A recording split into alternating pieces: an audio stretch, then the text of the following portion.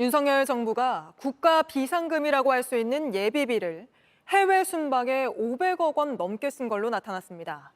자연재해 같이 예측하기 어렵거나 예산 편성을 기다릴 수 없을 정도로 시급할 때 쓰는 게 원칙인데 해외 순방에 쓰는 게 맞느냐는 논란이 일고 있습니다. 이상화 기자입니다.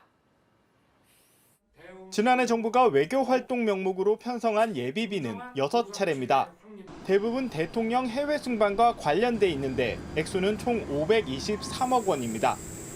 8월엔 해외 순방 외교활동 경비 지원을 위해 300억 원 넘게 썼고 7월과 11월 역시 해외 순방 운영을 위해 총 76억 원을 편성했습니다. 애초에 편성된 정상 외교 예산은 249억 원인데 2배 넘는 예비비가 추가 사용된 겁니다. 대통령 순방이라는 것은 갑자기 정해지는 것이 아니잖아요. 최소한 1년 전부터 한번 계획을 세우는 거여서 순방 관련돼서 예비비를 많이 쓰는 거는 이례적이기도 하고 바람직한 것은 아니죠. 윤석열 정부 첫 해에는 대통령실 이전을 위해 예비비를 650억 원 편성했습니다. 예비비는 국회 예산심의 절차를 거치지 않고 국무회의 승인만 거치면 사용할 수 있습니다. 그래서 자연재해처럼 예측이 불가능하거나 예산 편성을 기다릴 수 없을 정도로 시급할 때만 사용할 수 있도록 원칙을 두고 있는데 대통령이 추진하는 정책의 재정 보완제처럼 사용했다는 비판이 나옵니다. 이렇게 꺼내 쓴 예비비는 이듬해 결산해서 사후 검증하기 때문에 아무래도 감시는 사후 약방문이 될 가능성이 큽니다. 결산할 때는 그게 아주 세게 보지는 않아요. 그러니까 이제 국민들의 통제에서 벗어나는 수단으로서 예비비가 사용이 된 거죠. 일각에선 예비비 검증을 분기별로 시행하는 등 견제 기능을 강화해야 한다는 목소리도 나옵니다. JTBC 이상화입니다. 그러니까 이제 급할 때 땡겨 쓰고 나중에 이제 갚을 생각으로 있었던 것 같아요.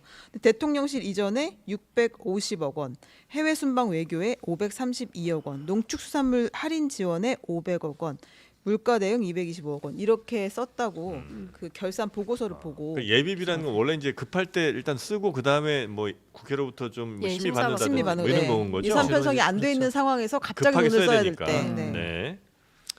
재난 뭐 이럴 때 이제 예비비를 많이 써요. 그렇죠. 재난 나고 네. 이럴 때 많이 쓰는데 근데 농축수산물 할인 지원 물가 대응은 사실 같은 것 같네요. 이거 할인 지원도 사실 물가 때문에 했기 때문에 뭐 여기에 725억 쓰니까 제일 많이 썼네요. 1등은 농축수산물 네, 대응. 네네. 용산 대통령 이전은 사실은 그 전에 예산이 안 잡혀 있었기 때문에 불가피한 측면이 있죠. 네. 뭐 이건 근데 해외 순방도 아마 이제 이거에 대해서 지적이 많이 있을 텐데 제 기억에서도 당시에 그러니까 뭐 한미일 정상회담 같은 거 갑자기 만들어진 거죠. 그러니까 없던 순방이 만들어진 게 몇 번 있었습니다. 아마 그러다 보니까 불가피하게 이제 예비비를 많이 활용한 것 같은데요.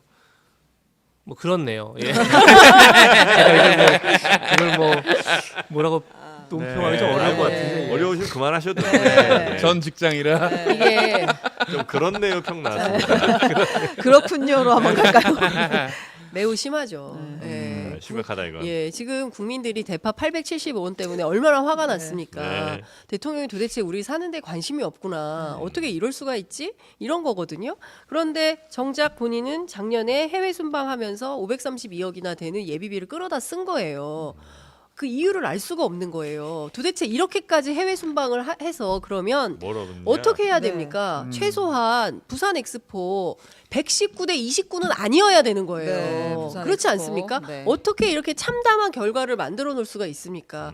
사람들이 이런 것 때문에 진짜 뚜껑이 열리는 겁니다. 예? 말도 안 되는 거 아닙니까? 이런 정도의 순방 외교를 했다고 한다면 네. 거기에 합치되는 외교의 결과물이. 성과라는 게 국민들 손에 잡혀야 되는 겁니다. 그런데 그런 게 하나도 없어요. 윤석열 정부에 대해서 무능하다 하는 이유는 바로 이런 점 때문에 그렇습니다. 돈은 있는 대로 쓰고 예?